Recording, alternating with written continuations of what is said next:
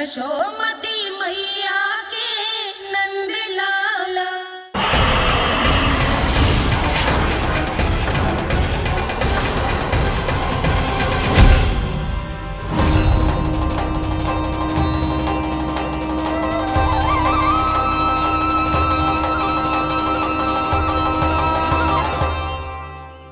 धर्म रक्षक अधर्म विनाशक प्रभु श्री कृष्ण का कौशल सचमुच अद्वितीय है। नारायण नारायण।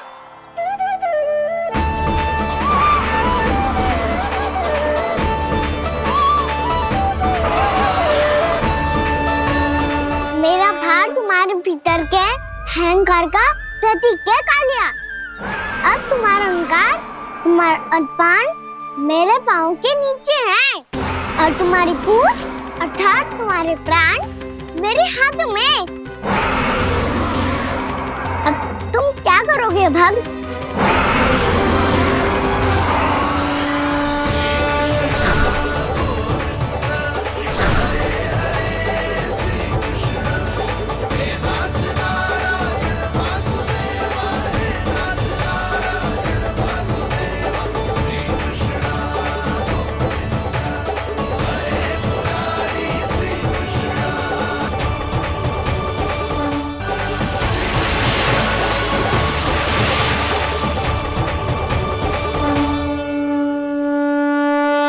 प्रभु, भले ये आपको पहचानने में असमर्थ हो, पर हम सब ने आपको पहचान लिया है। हाँ प्रभु, एक भक्त होने के नाते और एक अर्धांगिनी और माँ होने के नाते मैं आपसे इनके प्राणों की भिक्षा मांगती हूँ। अपनी कृपा दिखाइए और इन्हें क्षमा कर दीजिए। आपके लिए मित्र और शत्रु में कोई अंतर नहीं प्रभु। उसी तरह आपकी कृपा और दंड में भी कोई अंतर नहीं। दोनों दया ही तो हैं, अकारण ही किसी को प्राप्त नहीं होती। हमें विश्वास है कि हमारे पति को मिला ये दंड कोई अभिशाप नहीं है, आपका वरदान है। ये सत्य है प्रभु कि इनसे बहुत से पाप हुए हैं। इनके विष से बहुत सारे जीव जंतु को हानि पहुंची है, पर अब आपके चरण इनके शीश पर पड़ गए हैं। ऐसी कृपा तो बड़े बड़े महान महात्माओं को भी दुर्लभ है, और इन्हें प्राप्त हुआ तो अवश्य ही ये किसी महान पुण्य का ही फल है। हे प्रभु, उन्हीं पुण्य कर्मों की शक्ति का आह्वान कर मैं आपसे विनती करती हूँ, इन्हें प्राण दान दीजिए। मैं अपने इस भक्त को क्षमा अवश्य करूंगा देवियों, यदि ये अपने अहंकार को त्याग कर मुझे पहचान ले तो।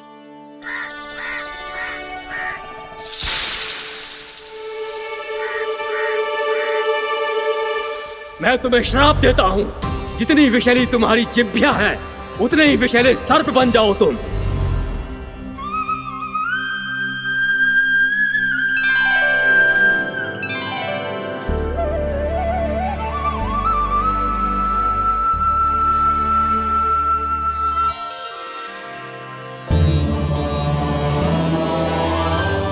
नारायण, मुझे क्षमा कीजिए नारायण। मैं तो आपका परम भक्त था, किंतु मैं आपको पहचान नहीं सका। इसका दंड तो मुझे मिलना ही था, किंतु मैं अब प्रायश्चित करना चाहता हूं। इसके लिए यदि आप मेरे प्राण भी ले लेंगे तो भी मुझे कोई दुख नहीं होगा। मैं अपना जीवन, मृत्यु और अपना अस्तित्व सब कुछ आपको समर्पित करता हूं। तुम्हें तुम्हारे क्रोध के कारण श्राप मिला, जिसे विशाल सर्प के रूप में तुम्हारा जन्म हुआ, और सर्प का तो स्वभाव है विष फैलाना। इसीलिए तुम्हें दंड नहीं दूंगा मैं, सिर्फ सभी अपराधों का पश्चाताप कर लिया। इसीलिए मैं तुम्हें क्षमा करता हूँ कालिया।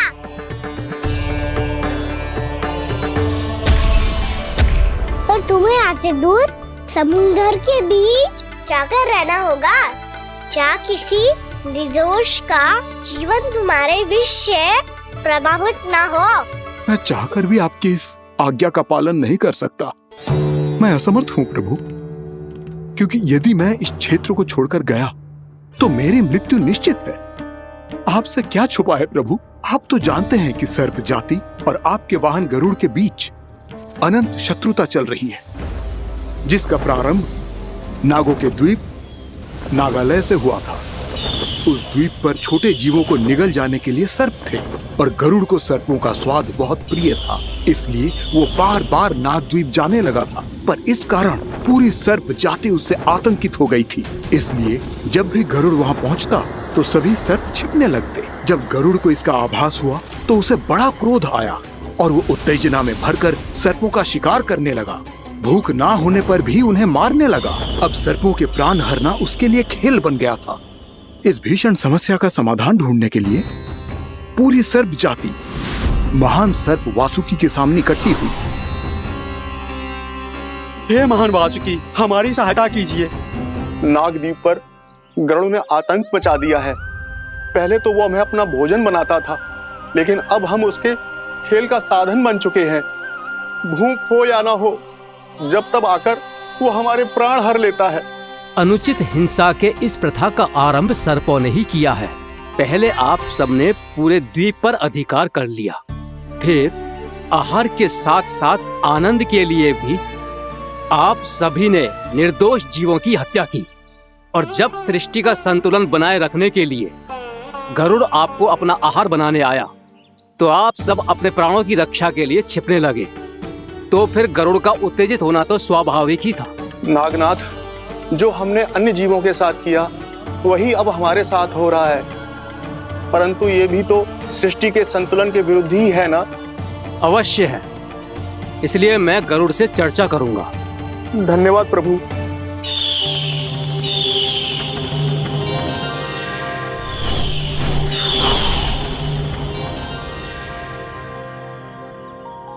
श्री नारायण के वाहन पक्षीराज गरुड़, मैं संपूर्ण सर्प जाति की ओर से आपसे एक निवेदन करने आया हूँ। कहिए, क्या कहना चाहते हैं आप? हे पक्षीराज, यदि आप हम पर ऐसे ही आक्रमण करते रहे तो शीघ्र ही हमारी प्रजाति समाप्त हो जाएगी। इसीलिए हमारी आपसे विनती है, यदि आप उचित समझें तो सर्पों के किसी एक घर से हम आपको एक सर्प प्रतिदिन अर्पित करेंगे। आप उसको आहार बनाइए और अन्य सर्पों को जीवित रहने का अधिकार दीजिए। मुझे स्वीकार है। तब से प्रतिदिन किसी एक घर से एक सर्प गरुड़ के भोजन के लिए भेजा जाने लगा। समय के साथ मेरे घर की भी बारी आई, परंतु मैंने एक बहुत बड़ी भूल कर दी। समय आ गया है स्वामी, आज गरुड़ के आहार के लिए इसे चुना गया है। कौन है यह गरुड़ और क्यों दूं मैं इसे कोई भेंट? स्वामी, सभी सर्प राज्यों और गरुड़ के बीच में यही समझौता हुआ है, हमें इसका सम्मान करना ही होगा। मैंने कोई समझौता नहीं किया, मैंने कोई वचन नहीं दिया और ना ही मैं किसी गरुड़ से भयभीत होता हूँ। यदि इस राज्य में किसी को सर्पों को अपना आहार बनाने का अधिकार है तो वो केवल मुझे है। अब से गरुड़ को दी जाने वाली हर भेंट मुझे दी जाएगी, महाविषधारी महान नागराज कालिया को। यह और कुछ नहीं, मेरा अभिमान था प्रभु, और यह मेरे इस जन्म की सबसे बड़ी भूल थी, क्योंकि फिर जब गरुड़ को इस बारे में पता चला तो। कालिया, अभिमान में आकर तूने अपने काल को ललकारा है।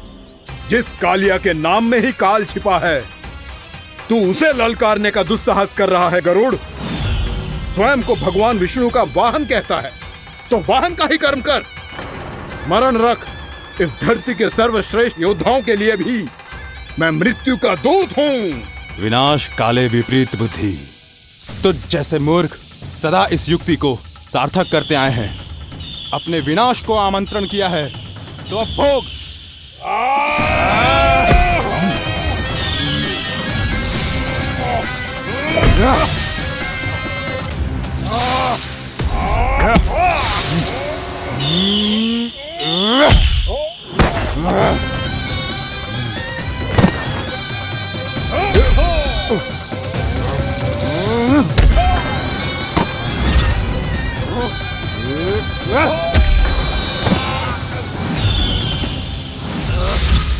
जिसने मेरा भोजन चुराने की धृष्टता की है वो इसी योग्य है।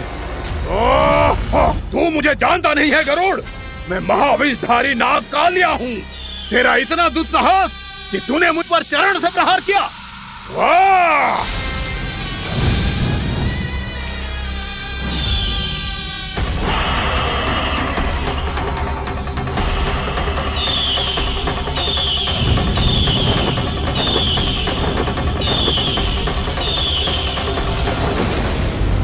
मैं अपने अभिमान में भूल गया था कि गरुड़ मुझसे कहीं अधिक शक्तिशाली है।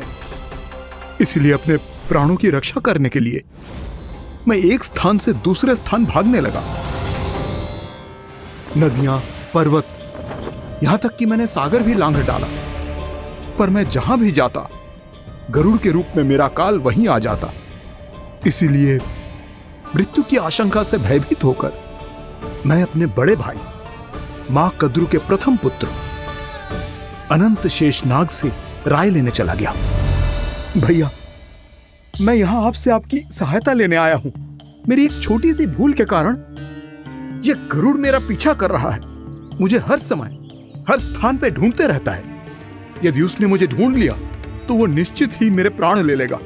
मुझे कोई ऐसा स्थान बताइए जहां मैं अपनी पत्नी और अपने संतानों के साथ शांति से रह सकूं।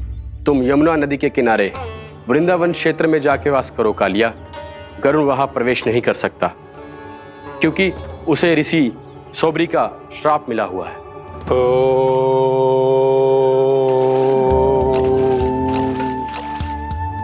ध्यान और तपस्या का नित्य कर्म करते हुए ऋषि के मन में मछलियों के प्रति प्रेम भाव इतना बढ़ गया कि वो भूल गए सभी जीव खाद्य श्रृंखला का भाग होते हैं और मछलियां भी इस नियम की अपवाद नहीं है।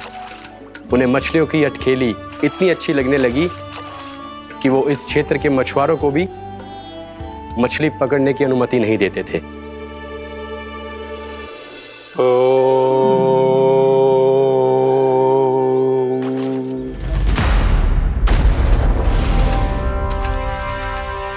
उस दिन वो उस पक्षी को नहीं रोक पाए, पर तब से सावधान रहने लगे।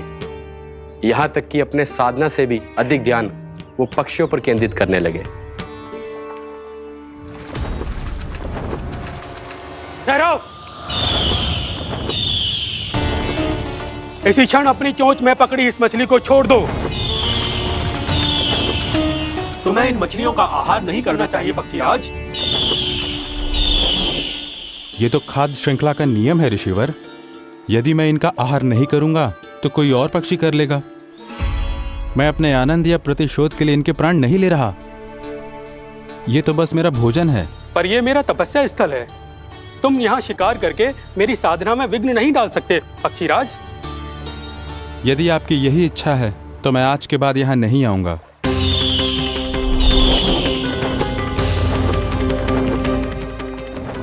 पर आज ये मछली मेरे आहार के रूप में पकड़ी जा चुकी है। मैं वचन देता हूँ ऋषिवर, इस स्थान पर यह मेरा अंतिम शिकार होगा।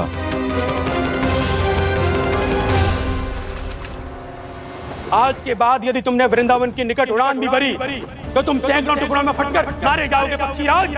ये मेरा श्राप है।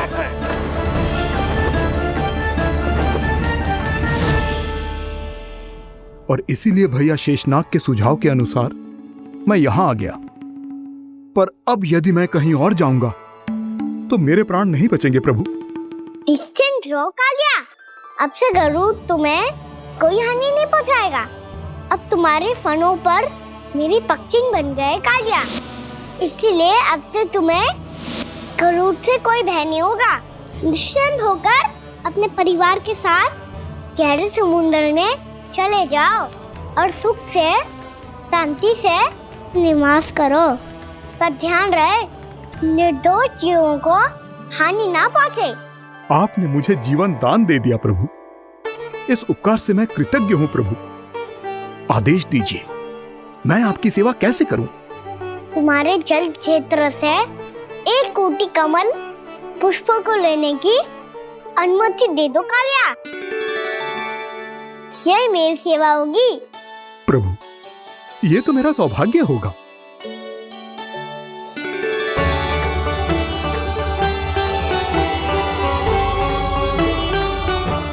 1 कोटि के स्थान पर हम 3 कोटि कमल पुष्प ले आए प्रभु। मैं तुम्हारी सेवा भाव से प्रसन्न हुआ कालिया। रमनाक द्वीप पर चले जाओ ताकि तुम्हारे कारण फिर कभी किसी निर्दोष जीव को हानि ना पहुँचे और न ही तुम्हारा विष मेरे प्रिय यमुना नदी के जल को दूषित कर पाए। मैं तुम्हें आशीर्वाद देता हूँ। आज यहाँ मेरे द्वारा तुम्हें दिए गए इस आदेश का स्मरण जो भी भक्त करेगा और प्रातः काल और संध्या काल में इसका उच्चारण करेगा, उसे फिर कभी किसी संकट से कोई भय नहीं होगा। ये स्थान अब से काला कुंड के नाम से जाना जाएगा। यहाँ पर स्नान करने वाला और देवताओं को इस क्षेत्र से जल का अर्घ्य देकर प्रसन्न करने वाला भक्त यदि मेरा स्मरण करके पास रखेगा तो वो अपने सभी पापों से शीघ्र ही मुक्त हो जाएगा।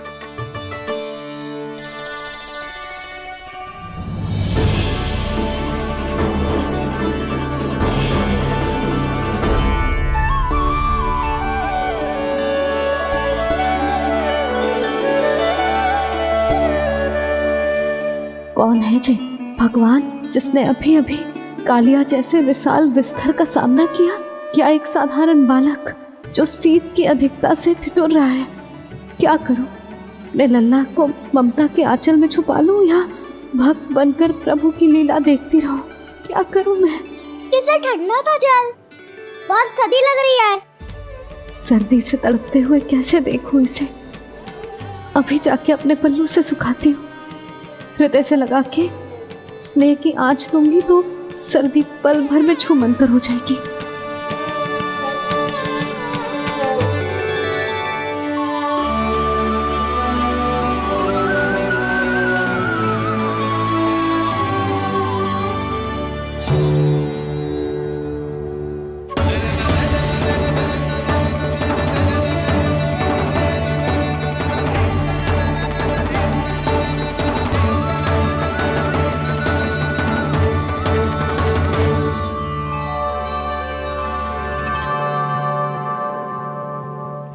मेरी आवश्यकता ना है इसे। ये तो सच्ची में भगवान ही है जिसकी ठंड दूर करने के लिए स्वयं द्वादश आदित्य प्रकट हो गए।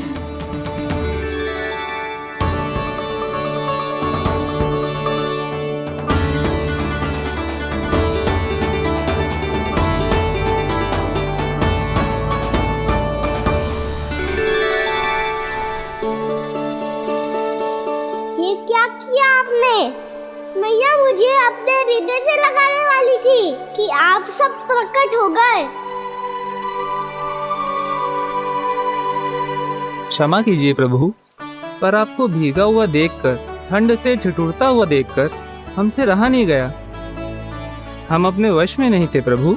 भक्ति से भावुक होकर हम प्रकट होने पर विवश हो गए थे। हमारी किरणें जैसे स्वयं ही फूट पड़ी और दौड़ पड़ी आपको सुखाने के लिए। मैं आपका प्रेम, आपकी भक्ति समझता हूं आदित्यगण, और इसीलिए इस समय मैं जहां खड़ा हूं, इस स्थान को द्वादश आदित्य टीला के नाम से जाना जाएगा। द्वादश आदित्य टीला के नाम से जाना जाएगा। हम धन्य हो गए प्रभु। और कहाँ जा रहा है? जो गड़बड़ किया उसे सुधारिए तो सही। प्रभु आज्ञा दीजिए।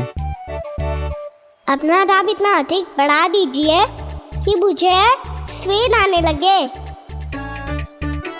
ताकि मैया मुझे स्वेद में लीला देख के और भूल जाए कि मैं ही भगवान हूँ, और मैया मुझे अपनी गोद में उठा के ले जाए।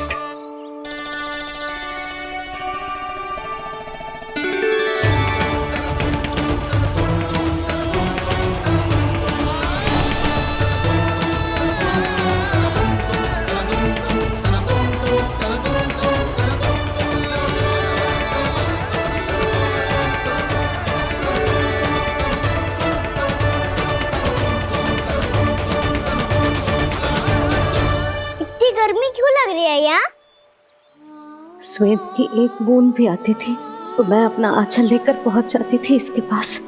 जानती ही नहीं थी कि चेतु स्वयं वायुदेव को आदेश दे सकते हैं कि वो बहने लगे और उसका सारा श्वेत सुखा दे। वायुदेव की आवश्यकता नहीं है मैया, मुझे आप ही चाहिए। लगता है जिस बात का भय था वही सत्य होने लगी है। भैया मेरे भगवान रूप को भूल नहीं पाएगी और अब मेरे लिए इनके सत्य छुपा कर रख पाना कठिन हो जाएगा। कृष्णा कृष्णा हरे कृष्णा कृष्णा कृष्णा मुरली मनोहर कृष्णा गोपाला गोविंदा हे दामोदरा।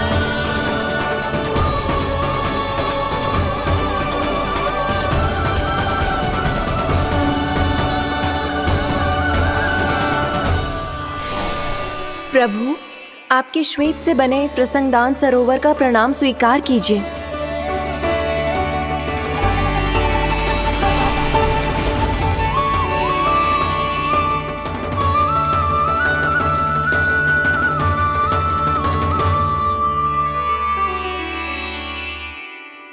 ओहो, इस चमत्कार को देखकर भैया को और भी अधिक विश्वास हो जाएगा कि मैं भगवानी हूँ। अब कैसे मनाऊं मैया को कि मैं इनका लाई हूँ। बाबा है ना, अब तो यही सहायता करेंगे। श्री कृष्णा गोविंदा हरे हरे श्री कृष्णा गोविंदा हरे हरे श्री कृष्णा हरे मुरारी श्री कृष्णा श्री कृष्णा श्री कृष्णा।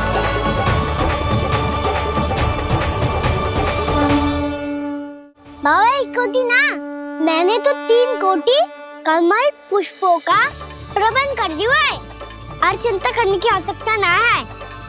1 कोटी कमल के स्थान पर 3 कोटी कमल पुष्प मिल गए हैं।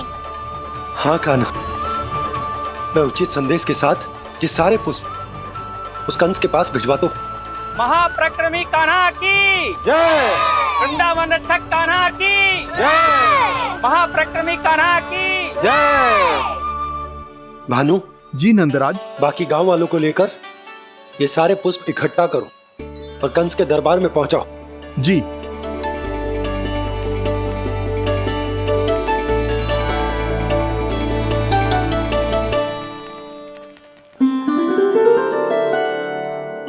मैया, कौन हो तुम?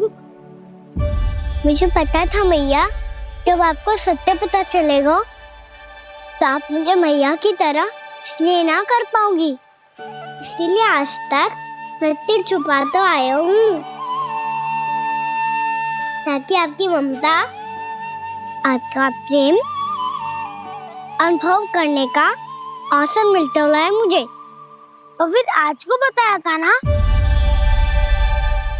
जो रहस्य तुमने बरसों तक छिपाया था उसका भेद खुलने में तुम्हारा ही योगदान है। मुझे कालिया के शीश पर अपने पद चिन्ह रखकर उसे मुक्त कराना था दाऊ, वचन दिया था मैंने उसे। इसके अतिरिक्त निर्दोष पशु पक्षियों के जीवन को कालिया के विष से ही बचाना था मुझे। इसमें कंस को तो सम्मिलित करना ही था ताकि जब मैं कालिया का सामना कर रहा हूँ तो वो किसी और असुर को समस्या बनाकर वृंदावन ना भेज दे। पर इस सबसे बड़ा एक कारण और था दाऊ, मैं चाहता था कि मैया को सत्य पता चल जाए। पर क्यों कहा ना? क्योंकि मुझे लगने लगा था कि मैया से ये रहस्य छुपाकर इनके साथ धोखा कर रहा हूँ। अपराध बोध से दबा जा रहा था मैं।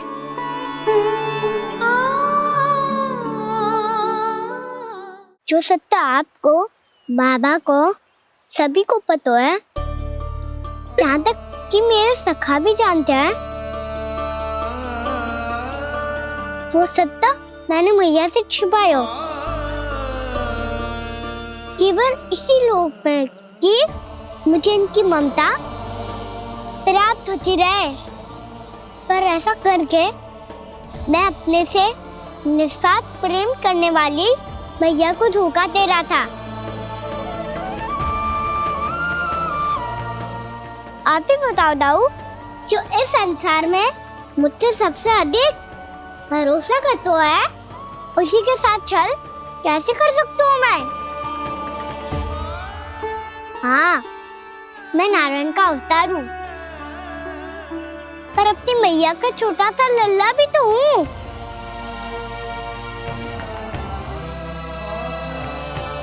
इसीलिए तो यमुना जी में छलांग लगाने का एक कारण इस गेंद को लेने जाना भी था। ने स्नेह से बनाई थी मैया ने गेंद, इसे अपने से दूर कैसे होने देता मैं?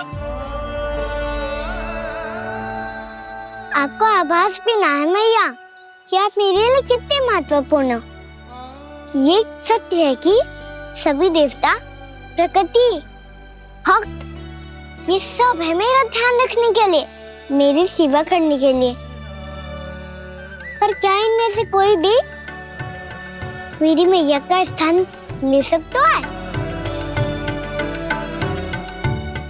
और आप भी तो यही चाहती थी कि मैं आपका लल्ला बन के आऊं, कि मैं आपका लल्ला बन के आऊं, कि मैं आपका लल्ला बन के आऊं। आज जैसे आपने मुझे अपनी गोद में लिटा रखा है, क्या कुछ ऐसा नहीं हो सकता कि शीघ्र ही मुझे आपको अपनी गोद में खिलाने का अवसर मिल जाए? मैया, नारायण का अवतार होना क्या इतनी बड़ी समस्या है कि आप हृदय से भी राह लगा सकते? मैया,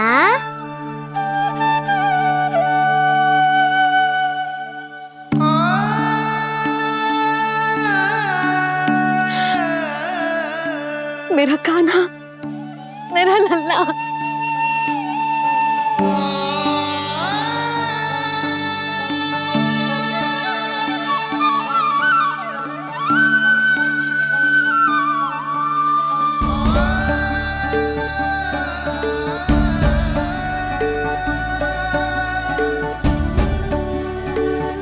ये सत्य है कि ये जानने के बाद कि तू श्री नारायण का अवतार है, मैं तुझे भगवान की तरह ही देख पाऊंगी। पर मेरे हृदय की जो ममता है ना, वो भक्त से कहीं अधिक है लल्ला।